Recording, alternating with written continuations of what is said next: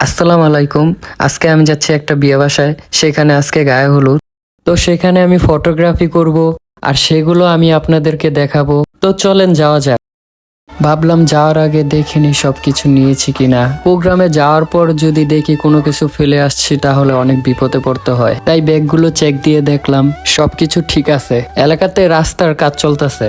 রাস্তায় বের হয়ে কোনো রিক্সা পাচ্ছিলাম না। অনেকটা পথ হাঁটার পর একটা পাইছি, তাই দেরি না করে নিয়ে নিলাম। রিক্সাওয়ালা মামা মাঝ রাস্তায় আমাদের নামিয়ে দিয়েছে। কেন জানেন? কারণ রাস্তা অনেক বাজে অবস্থা, তাই আমাদের হেঁটে যাওয়া লাগছে। অনেকটা পথ হাঁটার পর ভালো রাস্তায় আসলাম। এরপর আবার রিক্সা নিয়ে সোজা বিয়াবাড়ির দিকে রওনা দিলাম। আর যাওয়ার পথে কিন্তু এই ব্রিজটা খুবই সুন্দর ছিল, আমার কাছে খুব ভালো লাগছে। এরপর বিয়ে বাসাতে যে আমার প্রথম কাজ হলো সবার সাথে পরিচিত হওয়া। তারপর সোজা বউকে নিয়ে ছাদে চলে গেলাম। ছাদে আসার পর আমি সেট আপ রেডি করা শুরু করে দিলাম। আর ওইদিকে আপু ছবি তোলার জন্য দাঁড়িয়ে আছে। এরপর আমি তাড়াতাড়ি করে সেট আপটা রেডি করে নিলাম। আর এদিকে রুবেল ভাই এখনো আসে নাই। ভাবছিলাম ফটো প্লাস ভিডিও দুটোই একসাথে শেষ করে দিব, কিন্তু বাইরে আসতে দেরি দেখে আমি ফটোগ্রাফি করা শুরু করে দিলাম। ফটোগ্রাফি করার জন্য ভালো কোনো জায়গা পাচ্ছিলাম না। এরপর আপু বলল ছাদে আসতে। ছাদে এসে দেখি লোকেশনটা ভালোই। এরপর আমি কোনো কিছু না ভেবে ফটোশুট করা শুরু করে দিলাম। আর প্লেস সুন্দর না হলে ফটোশুট করেও মজা পাওয়া যায় না, মানে ফটো ভালো হয় না। জায়গাটা ভালো হওয়ার কারণে পিকগুলো অনেক সুন্দর আসতেছিল।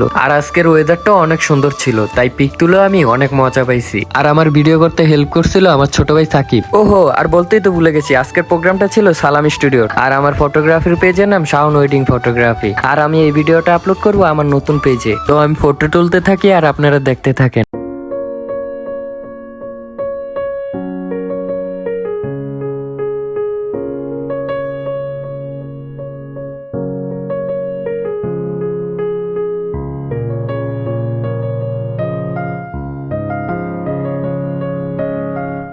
তো অনেকক্ষণ পিক তোলার পর ভাবলাম আপুকে পিকগুলো দেখাই। আপু পিকগুলো অনেক মনোযোগ দিয়ে দেখলো আর আমিও একের পর এক সবগুলো পিক দেখাইলাম। আর আপু পিকগুলো দেখে অনেক পাগল হয়ে গেছে, কারণ পিকগুলো অনেক সুন্দর হয়েছে। আর আমি পিক তুলতে তুলতে কখন যে রুবেল ভাই এসে পড়ছে আমি বলতেই পারি না। আর রুবেল ভাই আসতে লেট হয়েছে বলে বেশি দেরি না করে ক্যামেরা রেডি করে ফেলছে। আর এরপর আমার সাথে রুবেল ভাইও ভিডিও নেওয়া শুরু করে দিছে।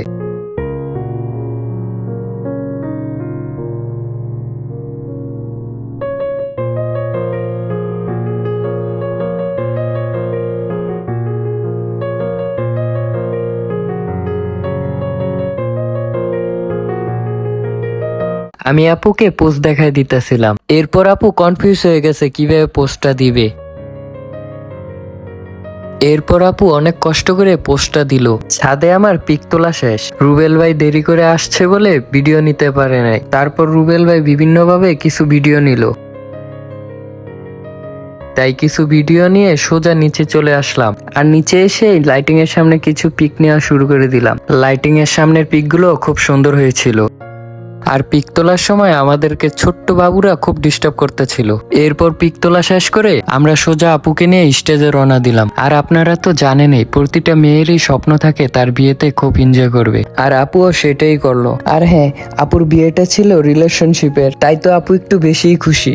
আপু নাচতে নাচতে খুব এনজয় করে স্টেজে চলে আসলো। আর এরপরই শুরু হয়ে গেল গায়ে হলুদ দেওয়া। আর হ্যাঁ, এটা হলো আমার ফার্স্ট ব্লগ। এর আগে কখনো এরকম কোনো ভিডিও বানাই নাই, তাই ভাবলাম এখন থেকে রেগুলার এই ধরনের ভিডিও বানানো শুরু করব। তো প্রোগ্রাম শেষ হতে হতে রাত 1টা বেজে গেছে। আর আমার বাসাটা ছিল বিয়া বাসা থেকে অনেক দূরে। রাত বেশি হলে রাস্তা দিয়ে আসতে অনেক প্রবলেম হয়, তাই আর বেশি রাত না করে পুরো প্রোগ্রাম শেষ না করে আমি রুবেল ভাইকে রেখে বাসায় চলে আসলাম। রুবেল ভাইকে রেখে আসার কারণ হলো রুবেল ভাইয়ের বাসা ছিল বিয়া বাসা থেকে অনেকটা কাছে। এরপর রুবেল ভাইয়ের বাসায় যেতে যেতে সকাল ভোর 5টা বেজে গেছিল। এই শুটটা তোমাদের কেমন লাগলো অবশ্যই জানিও। আর এই রকমের ভিডিও তোমাদের যদি ভালো লেগে থাকে সেটাও অবশ্যই কমেন্টে জানিও। আমি চেষ্টা করব এরকম আরো ভিডিও বানানোর জন্য।